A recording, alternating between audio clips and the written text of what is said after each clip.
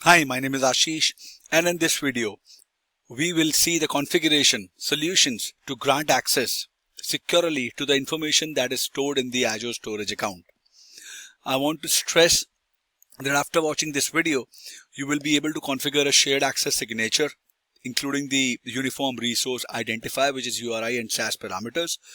You will be able to configure Azure storage encryption, implement customer managed keys, and recommend opportunities to improve the Azure storage security. You should be familiar with navigating the Azure portal, and you should have a pay-as-you-go subscription or any other subscription to do this lab. So I'll just quickly log on to the portal and take it from there. Alright, I'm logged on to the portal, and this is my storage account, the one that we used in our last video. Now, Azure follows certain storage security strategies, wherein it uses encryption at rest and in transit. It uses proper authorization for the applications that are stored. It uses disk encryption if it stores the VHTs of the virtual machines. It uses the endpoint security when it allows or block the access over the network. It can also be integrated with firewall to provide perimeter security. It utilizes the zero trust authentication using the identity and access management as well. You can read more about encryption at rest or in transit, encryption models, what are authorized request or RBAC or storage analytics on Microsoft documentation. And it uses the Microsoft Entra ID, shared key, shared access signatures to have the authorization security. So how you create shared access signatures? First of all, a shared access signature is a uniform resource identifier that grants restricted access rights to Azure storage resources. Short form is SAS, SAS, and we call it that it is a secure way to share your storage resources without compromising your account keys. And you can provide these SAS to clients who should not have access to the storage account key.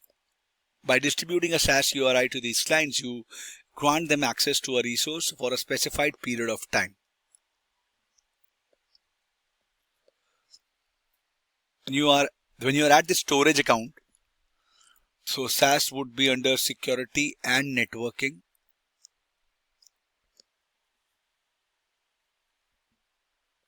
You would see here shared access signature, which is SAS.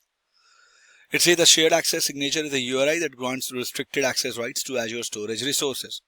What all services you want to allow through the SAS? I will allow blob, file, queue, and table that we discussed, the primary services that Azure storage provides. And then I would select the resource type. Let's say I select the container object. Okay, then you define the permissions. You want read, write. I don't want to give delete permissions. I don't want to give update or create permission. I don't want to give these permissions. It says blob versioning permissions. Yes, I would give allow blob index permissions. Okay, start and end the expiry date and time. You can add the start and end time here. Okay, and you can also optionally add the allowed IP addresses or protocols. Right, and then you would select the prefer routing tier, which is a basic default. Some routing parameters are disabled because the endpoints are not published. This is a lab environment. Then you would generate SAS and connection string.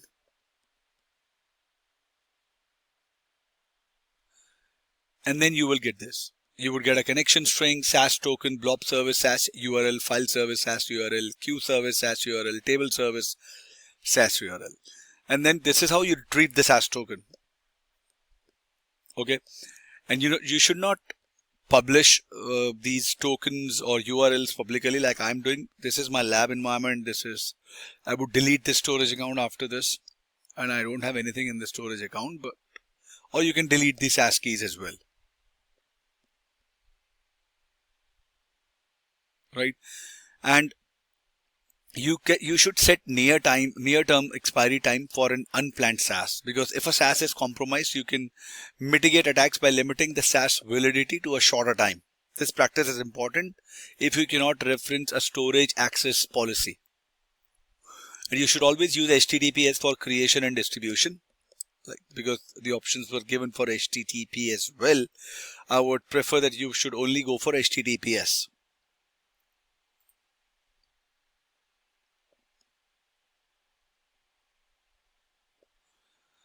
Let's look at the example URI definition and examine the parameters.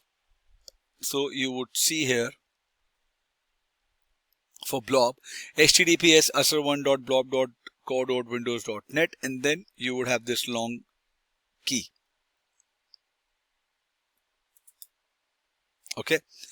Now, first of all, it identifies the resource, defines the Azure storage endpoint and other parameters. Then it also has storage version, which is this here. Then it has storage service, which is this. Then it has start time and then end time or expiry time. Then it has a authentication method or protocol, whatever, right? And then the permissions, IP range if you added, protocol, and signature at the end, right? Next thing would be to determine the Azure storage encryption. Azure storage encryption for data at rest protects the data by ensuring your organizational security and compliance commitments are met. The things that you should know about Azure storage encryption: well, data is automatically encrypted before return to Azure storage. Data is automatically decrypted when retrieved. Azure storage encryption, encryption at rest, decryption, and key managements are transparent to the users. How you can configure the Azure storage encryption? You can do this via Azure portal by specifying the encryption type. Then you can manage the keys yourself, or you can have the keys managed by Microsoft. So if you go to, you see this option encryption. It says Microsoft managed keys. If you have to have customer managed keys, you can select from a key vault or enter a key URI, or then you can assign it to users and then select an identity or a managed identity per se, which will store the managed keys. And then you can create customer managed keys as well for your Azure storage security solution. You can use Azure Key Vault to manage your encryption keys. The Azure Key Vault APIs can be used to generate encryption keys. You can also create your own encryption key and store them in a key vault. And there are some Azure storage security best practices. If you would, I will just cancel it. I would show one option which talks about insights onto this storage account. Here, under monitoring, you would have an option called insights. Storage insights would provide comprehensive monitoring of your Azure storage accounts. Storage insights delivers a unified view of your Azure storage service performance, capacity, and availability. You see 100% availability, 6 transaction, success E2E latency, success server latency. You would see failures. You would see performance. You would see the availability and the capacity. So benefits would be that you would have detailed metrics and logs. You would have enhanced security and compliance. And Azure Storage Insights integrates with Azure security features, including role-based access control. It presents a unified view of, and you can have workbooks, diagnostic settings, logs as well. This is how you would manage the Azure storage.